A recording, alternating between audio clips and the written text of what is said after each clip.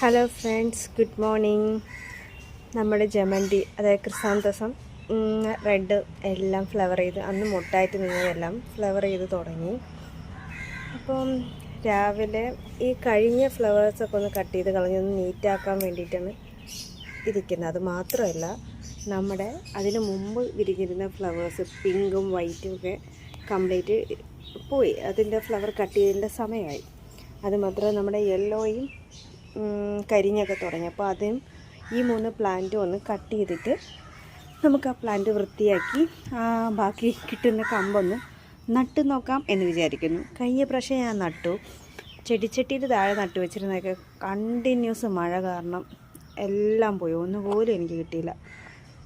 അകത്ത് ഞാൻ മാറ്റി ടെറസിൽ വെച്ചിരുന്നു, നമ്മുടെ ഏരിയക്കകത്ത് വെച്ചിരുന്നത് കോക്കോ പീറ്റിലാണ് വെച്ചിരുന്നത്. അതും അങ്ങോട്ട് സെറ്റായില്ല.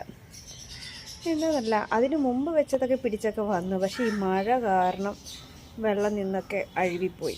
അപ്പം ഞാൻ വിചാരിക്കുന്നത് ഇന്ന് കട്ട് ചെയ്യുന്ന കമ്പൊക്കെ മണ്ണിലാക്കി ഒന്നും കൂടെ ഒന്ന് നട്ട് നോക്കാം, കിട്ടുമോ. ഇത് ഹൈബ്രിഡ് വെറൈറ്റി ആയതുകൊണ്ട് കമ്പ് നട്ടാൽ അങ്ങനെ കിട്ടണമെന്നില്ല. ചില സമയത്ത് കിട്ടും, ചില സമയത്ത് കിട്ടില്ല. അന്ന് എനിക്ക് കുറച്ച് പിടിച്ച് കിട്ടിയതൊക്കെ ഞാൻ ചിലർക്ക് കൊടുക്കുകയൊക്കെ ചെയ്ത് ചട്ടിയോടെ കൊടുത്തു. അത് കുഴപ്പമില്ലാണ്ട് നിൽക്കണമെന്ന് പറഞ്ഞു. പക്ഷേ അതിനുശേഷം ഈ മഴ പെയ്ത് തുടങ്ങിയപ്പോഴാണ് ഈ പ്രശ്നം. കണ്ടോ, ഈ മഴ ഈർപ്പം നിൽക്കണോണ്ട് കണ്ടോ, ഇത് കിളിച്ച് വന്നതാണ്, പക്ഷേ കരിഞ്ഞു പോയി. അതിൻ്റെ കമ്പ് കണ്ടോ, അഴുകി പോകുന്നു. കണ്ടോ, ഇതാണ് പ്രശ്നം. നമുക്ക് നോക്കാം, ഈ പ്രാവശ്യമെങ്കിലും ഒന്നും കൂടെ ട്രൈ ചെയ്ത് നോക്കാം.